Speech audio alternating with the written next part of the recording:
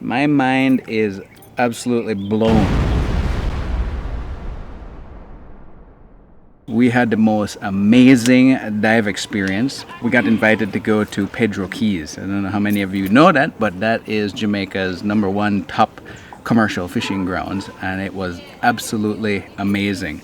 Thanks to Yardie Divers for taking us there. We actually had only 24 hours to mobilize and put everything together. Yeah. So we were up at 2 a.m. out, ready to push off at 3, and then by the time we met up with everybody, I think we finally got off the dock at 5:30, and we headed out to sea. So we're going to Blowers Rock first, and then we're going to head straight to the Keys. At first, David and I have never been this far out to sea. I know that's weird for water people, right? But I don't know, we felt really comfortable and secure with the Yardies. I don't know how it was with you. These guys are seasoned sea people. I mean, they're going out there, they've worked there for years. Yeah. So they're back and forth on this freaking treacherous journey. Think about it. And I mean, sometimes I was like, okay, this is kind of weird, but then I keep thinking, okay, these guys have done it, and we have 2 motors, so if one goes down, we have a backup, so we're okay. And we've got this amazing captain. So here we go off to sea, crossing the Big Blue to head out to the banks. Yeah, Rashim was truly our was an amazing captain. Is like the top captain. I love that guy. He took us out, nothing but confidence in him. But really and truly, if we just went straight to the quay, it would have taken us about 4 and a half hours. So not a bad journey, considering that we slept half of the way. Right, and I mean, this is definitely not for everybody. If you're motion sickness, you get seasick, is that not for you? The boat that we went in, it didn't have a canopy, so you'll see us. We're wearing all of these sun protective and these big sombrero type hats and looking absolutely goofy as hell. Doesn't matter. But it kept the sun off, right? Yeah. But yeah, so we did this journey, and it was interesting. We got to do a little bit of fishing along the way, caught a barracuda. And it was really weird because you're out in the middle of nowhere, and you're looking no land anywhere, and there's a little guy in a boat this big. Little friendly fisher with like a couple of lobsters, like, hey, ¿qué pasó? You want lobsters? Right. So we arrived to Top Key, which is where we're going to stay. Dry land is not a myth. We see it.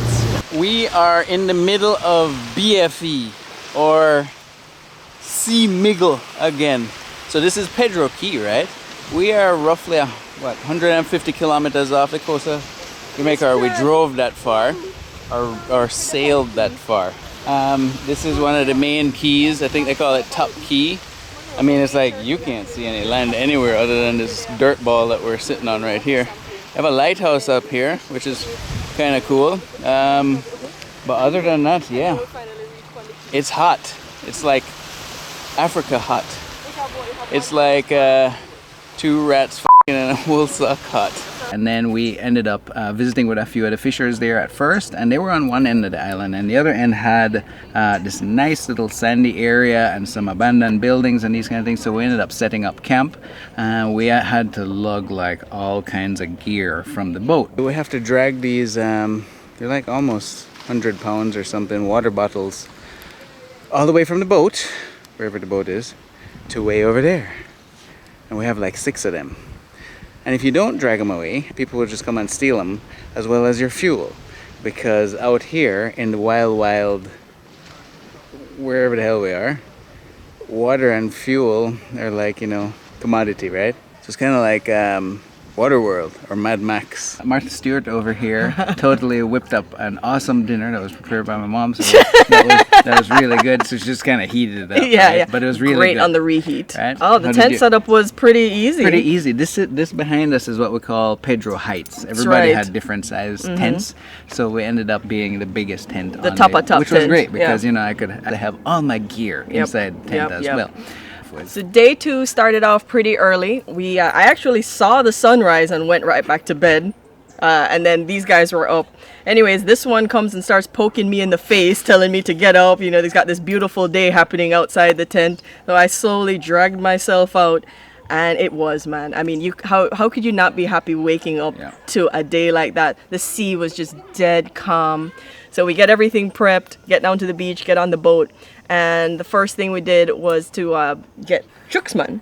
Ah, yeah. So we went out. Those guys had to meet up with Shooksman, which was one of the fishers that's been there for 30 years, he says. And he actually has a shop on the island with roughly, 300 people there? Yeah. So he sells things like, He's at food haberdashery, he said. Yeah, haberdashery, Yeah, yes. who uses that word? Yes, and then he has like diving gear. Yeah. Which was pretty He's cool. So selling you can fins mask and stuff. fins, those kind of things as well. We decided to split everything up, right? David has said, all right, well, while you go on the island and check out everything, check out the Coast Guard station and everything, he would decide to go out and do a little snorkel. That was actually pretty amazing, right? So these guys left me. I mean, it's blazing sun. I pull on my wetsuit and then I get in the water, and the first thing that's there is this huge bait ball underneath the boat. So I just like, oh my god, this is so awesome. I start filming, and then it's the middle of the day, so there weren't a whole lot of fish. So I said, well, let me venture out a little deeper. And as I was going out, I was like, man, the coral looks really alive here. There is no algae anywhere. And the further out I got, I started seeing these big schools of Dr. Fish, what did they Surgeon call it? fish. Surgeon fish, That's right? the real name. Surgeon, doctor, whatever. It is wildly abundant with life. Wildly abundant. It's pretty crazy. Got back on the boat and we said, all right, time to go and do our first dive, and we're gonna do it at a spot called Shark Hole. So we're like, dum dum dum. And of course, these guys come up to me in the boat, and I'm having so much fun there. I'm like, crap, I gotta leave now. Yeah. This is getting really good. The guys at Yardie's, they have all the GPS coordinates, all of these amazing dive sites. So we end up taking off to Shark Hole, and it's literally a hole that's roughly, I would say, 20 meters in diameter. Yeah. They usually dock a bit of ways because I guess if you just drop right on it, everybody's gonna be scared and leave. So we start approaching, and the first thing coming out of the hole of Shark Hole is a shark, right? So it's a nice 7 foot, maybe 8 foot reef shark. Yeah. But he saw us coming, and he knows humans are no good, so he just booked Swam it out off. of there. And then we saw an amazing, huge turtle. This was the biggest one we had seen at the time. Yeah. There's more coming. Yeah, right? So he just kind of didn't really care about us. He's just there circling around. And then we noticed also this really cool bait ball just going in and out of this hole. Yeah. And then it was Leanne's turn to now descend into Shark Hole. What was it feeling like going into it? Well, at first it's just the unknown. You don't know what else is gonna be in the hole, because you see one shark coming up out of it. So, and Jaedon and Meggs had told us, there's other little, caverns at the very base of the hole. There's caverns all over, so there could be more sharks swimming around in there. And they had said, don't stir anything up. So as I'm starting my descent, it's excitement. I mean, I wasn't scared at all, but it was just, I don't know what's coming out. You're going in there and you don't know what exactly you're gonna expect to see coming out, because you see these huge bait balls of fish, and where there's bait balls, there's gonna be bigger fish, right? But as it turns out, the biggest thing had already come out of the hole. He saw us, or she saw us, the shark came out and swam away. It was just kind of magical being surrounded by all this fish that just didn't have a care in the world. They're just swimming around you, doing their dance. But the crazy thing was, it's like this whole bait ball, which was like these little what do you call them? Yeah, Grunts. grunt. But anyway, so you'll see them there, but it's like they're interacting with you. So, they move with you. And then at one point I looked up and it was just like raining fish around Leanne. Yeah. And then they came down into the hole, they went back out of the hole, and then they will totally circle you. And then they start just like spinning completely around you. And it was just, it was mind blowing.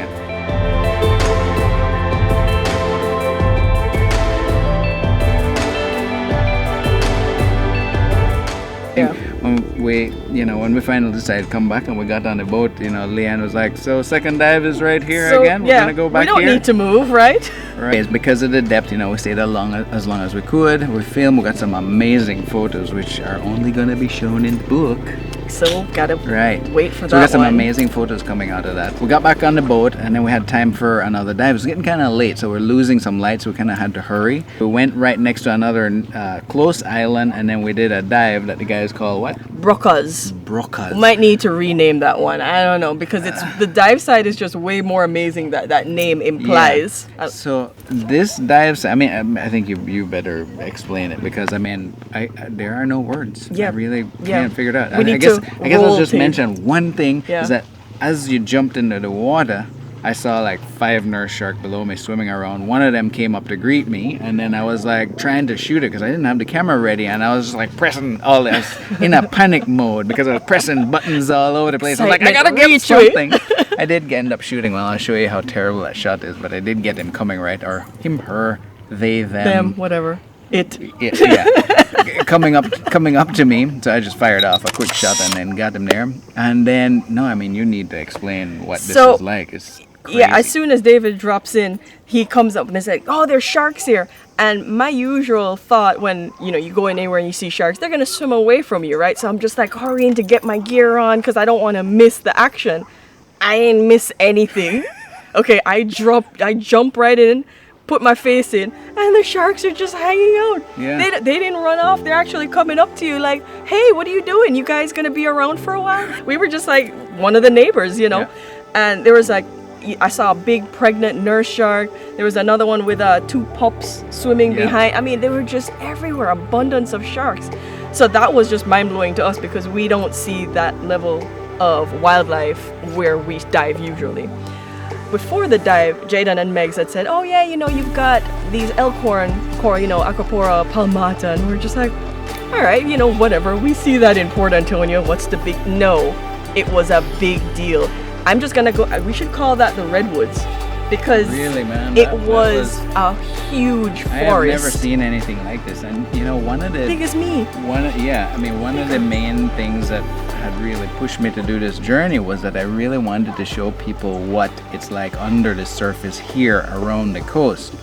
But now that we've actually gone there and see what it should be like, it is actually mind-blowing. Yep. I mean, I have no words because that is what Jamaica used to look like. Yeah. If somebody asked me, and I was like, this entire trip was like emotionally exceptional. Yeah. So we decided, okay, we're gonna get out and then head back to camp. But before that, we ended up going back to Middle Key, right? And apparently, this is where the action is happening because all the fishermen are coming back to port and they're cleaning the lobsters and the fish. And then, So what do? Yeah. We're like, We hey, jump let's jump in the middle of the feeding. We've been told, don't swim amongst the feeding frenzy, but, the first thing we're gonna do, we're too excited and we're just, his mom owns a dive shop, so these things can't happen to us. We jump in anyway. The guys told us there were sharks there, and we're like, oh, yeah, it's fine. Jump in. Our first time seeing a loggerhead turtle, and not just any, the biggest loggerhead turtle. I mean, the head was bigger than her head. And my head's huge. It was so big. Literally, I think you need to look at the footage and then look at the comparison between like Leanne or Hand in comparison. Yeah. And yeah, it was just incredible. And this fella, it was a guy, it was a male turtle, and apparently he's been there longer than a lot of these fishermen, because the guys that were just there twisting off the lobster heads and throwing there, new turtles are there, crunch, munching away. I saw a reef shark swimming about.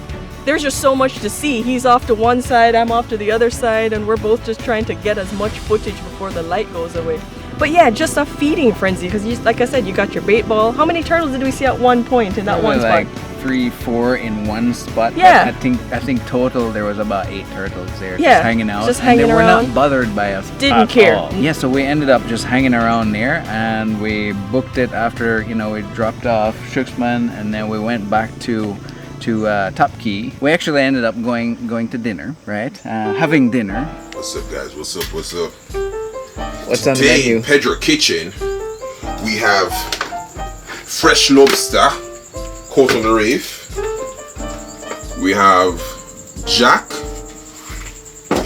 We have fresh seasoning. We have the Jamaica below the surface special proprietary dry rub. Going to be in the merch section soon, guys. And then, of course, we have barracuda. Fancy as hell. Barracuda. Fancy as hell. David did this on the beach yesterday. This barracuda was caught yesterday. Alright, guys. So check back in a little bit. Going to do some chefings. And yeah. In this amazing setting, camp style galore. I wouldn't have had it any other way, man. That was a really special bonding kind of moment. Them man and beer, them come and kill them man there. Nah, some man them there. Very concerned why this man is so interested Yo. and concerned about the saltiness of my bar. First of all, We're just there hanging out, finding bits of flotsam and jetsam to sit on and have our meal, our lobster, and just crazy. It's just a beautiful thing. And we have to get up pretty early and start moving gear. So of course, I'm trying to get this one up. And I said, all right, you go do coffee, and I'll start humping the gear towards the beach, moving it towards the beach, so that we don't have to do a whole lot of stuff. Could we have asked for a better closer? Oh my No. God. No, that was insane. So we get in, not expecting, because we had seen a couple. Now keep this in mind. Yeah. This is right next to where we're camping. So if we're camping literally 25 meters away, and then you get in the shore, and then you are literally this deep sitting in water, and there's a massive bait ball surrounding you. And then that's the other thing. Every morning there's fish jumping out of the water. I remember I see her like cleaning pots and pans by the beach, and there's a rainbow and wild fish, just jumping out behind you. I'm like, this is crazy. Yeah. How is this happening? This is unreal. Yeah, Jamaica is not a real place, and No. Pedro is even more unreal. Is unreal. We're again, this whole vortex of fish surrounding Leanne, and then we filmed that for a while, and then it just got crazy. I've never been on a snorkeling session like this. In the last 2 years of diving, we saw more in 45 minutes of snorkeling. Yeah. And then we didn't go far. I mean, we might have swam 75 meters one way and then 50 meters the other way. Yeah. And it was nuts because I'm there, I'm filming, free diving, and then every minute, I would hear Leanne go like, there's something over here. And I'd run over there and I'm getting composing, setting white balance and all this other stuff. And then by the time I'm ready to shoot, I'm like, I hear her again, there's something over here. So it's like, So I think I need to go back a few more times to get that excitement out so I can actually film properly, because it was We were just crazy. like kids. We were just like kids again. Yeah. And isn't that one of the reasons we said we wanted to do this? That is, be kids again. Yeah. Fun factor. Yeah. My God, this was so fun. Yeah. And then, of course, we saw everything. There's this amazing coral head, and then I'm filming the coral head with all the juvenile fish on there, and then here comes a spotted eagle ray over the top of it, and then here coming in barracuda on the side. And I was thinking, Oh yeah, the barracudas were everywhere, right? What is this? Yeah. It felt like a scene out of Nemo or something like that. That's exactly And what it then, felt like. you have to tell them how the barracuda react. Oh yeah, the barracudas are fun, right? So we've got like at least a dozen barracudas that are just kind of hanging out waiting behind us. I counted 18 of them, and they were like from this size to that size. I lost track of how, but I love the barracudas because they're like checking you out and they're totally playing 1, 2, 3 red light with you, right? It was like some kind of Squid Game where you'd You're swimming along and then you're like, something's following me. You look behind and then the barracuda's like, huh, what? No. Yep. And then of course, we ended up finding this really cool swim through and stuff, and then just when we wanted to go even further, we hear Jaedon calling us to get back on the boat because we gotta haul ass back to and haul gear port. back into the boat and Tetris that stuff again. Right. It was an absolutely amazing trip Yeah, for me. yeah. I don't even know how we're gonna top that. We set the bar a little high on this one. You realize that, right? We just blew our wad. We really man. did. I'm so All sorry. one go. So yeah, we're gonna have to find Pedro around the island so that we don't have to travel so far. But here's the interesting thing, right? The guys over at Yardie, they realize the value, and then there's also a conservation aspect surrounding this entire thing. And this is what these guys are doing. They're trying to protect and then make sure that these pristine places stay that way. Because if you get to see this, and you will throughout this entire video, you realize that what has happened around Jamaica, we did it, right? There's nothing else to say. We destroyed it.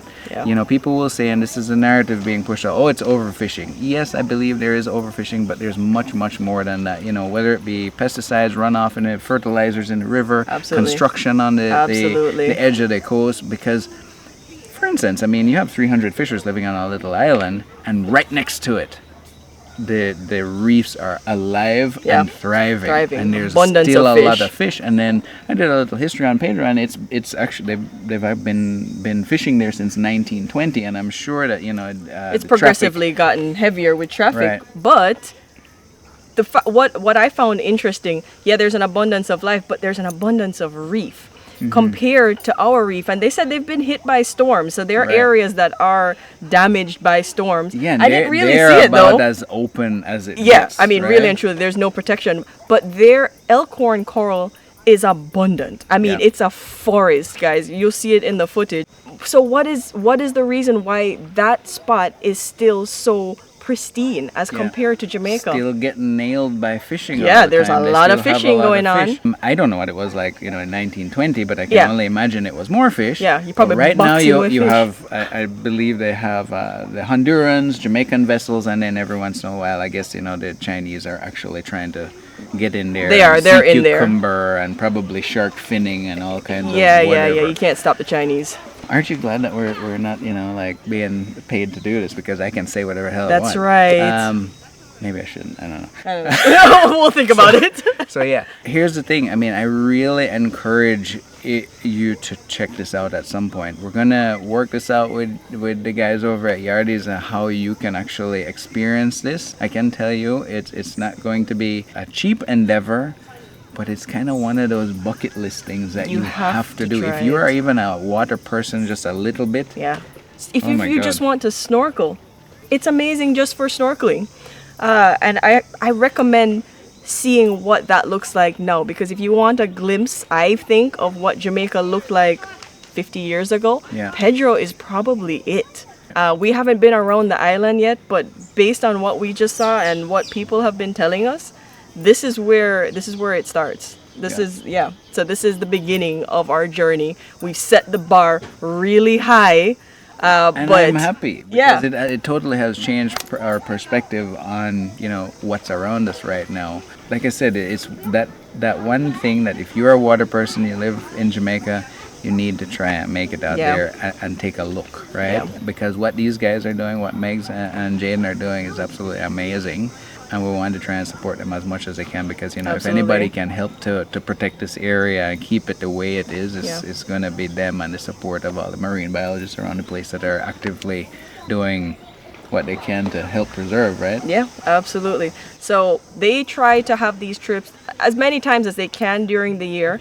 Pedro, they've got, calmer times during the year. So I think now, between August and October is good. And then again in the springtime, around April are the best times. So while you can, link Jaedon and Meggs at Yardie Right. Divers and just try and get on a mailing list with them about when they're going to have these Right. journeys again. Yeah.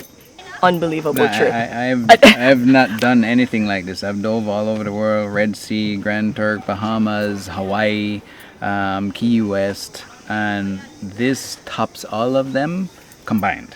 I mean, really, it does. Yeah, So, and we only did 2 dives and Right. 2 snorkels, really. That's all we did. Yeah. And we were blown away. And one of the things we discussed before is that when you're out there, there's something about the wild factor when you're out there. Like this, they're not accustomed to seeing divers as much. Right. I don't know what it was, but there was just this element of like wild danger. You're not sure what's gonna come out Yeah. of any corner. Yeah, you see things like Planet Earth or the Nat Geo stuff on the water, and then you got all these feeding frenzies and all kinds of stuff. I mean, that's exactly what it Yeah, feels like. You yeah. know? I mean, I remember in Grand Turk, it was absolutely amazing, lots of fish life and stuff, but the fish are like, hey, what's up? Yeah, friendly And fish. you go here, and then you are in their home. You Yeah. are a visitor, Yeah. and they're caring about their business, and you better not get in the way. So Yeah. you're there as Respect. an observer, Yep. right? You respect it 100%. Yep. You soak up as much as you can, and then go back home and try not to leave any footsteps or fingerprints anywhere on Yeah, that reef. that's right. But that's gonna be it for this particular dive site. I mean, I felt compelled to do this actual vlog. You're not gonna see many of these. Yeah, David doesn't But- vlog. That's my No, side. I don't sit But in front of that's- the camera, yeah. but this was really special. You had for to me. do this one. I guess you're just gonna have to go check it out at some point, and then follow along with me and Leanne on the journeys. Yeah, so you can follow us on a couple of different mediums. There's YouTube, obviously F-Stop Movies and Salty Rum Diaries. Yardie Divers actually has a YouTube page as well, so just look up Yardie Divers. But we're also on Instagram and Facebook. Instagram, I'm Salty Rum Diaries or Fluxy Nation. Like I said, we'll leave everything in the description. Right. And he just goes by F-Stop Movies on everything. He kept it nice and Yeah. smart. He was smart And then, about of this course, whole thing. Don't forget to follow and subscribe to Lady Godiver as well, because that's our dive shop. Yeah. And you can kind Well, of follow along follow with us what's on going as Instagram well. with there. Yeah, and then obviously follow Yardie Divers on Instagram, on YouTube, And you know, they have a great website where you can contact them about information on their future dive excursions. So I highly recommend linking Yardie. Great group of guys, love them. See you again soon, guys, on the next one. Hopefully that blacked out my hands. All right, so Auntie Lee is doing up the intro. Oh, I am? Yeah. Oh, I thought I was the yellow one. Oh, you are the yellow one, right? Okay, so hey, welcome guys. We had to. No, I don't want to start it with welcome guys. No, no. Wagwan people. No, not even. Not we even. Just start all of that regular YouTube. This will go into some kind of bloopers later. Yeah. No, yo, edit out that part there, yeah?